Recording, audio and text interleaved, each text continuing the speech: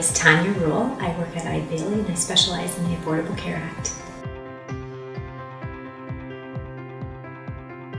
Probably the most common question that we receive is whether or not employers should use the look-back measurement method or the monthly measurement method.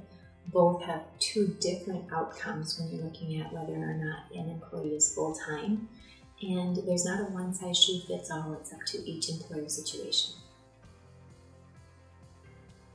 A measurement period is the period that you look back and determine whether or not that employee is full-time. That's important because remember, we have to offer all full-time employees affordable and adequate health insurance if we are a large employer. Keep in mind, however, that how that employee is hired also has some impact on whether or not insurance has to be offered to them.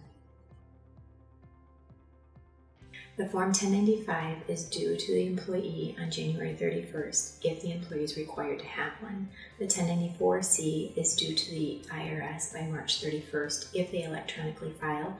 If you paper file, then it's due to the IRS the end of February. Remember, the 1084 is the transmittal form, and the 1085 form has to go along with that transmittal form also to the IRS. We recently helped a client save over $100,000 in that when they had calculated their FTEs, they had calculated their FTEs incorrectly.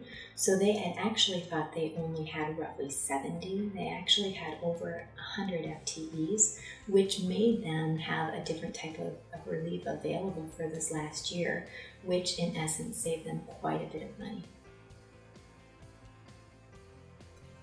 Eide has many professionals here that specialize in the Affordable Care Act.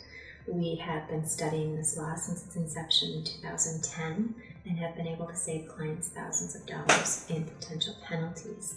So if you'd like assistance, please call us. We'd be happy to help you.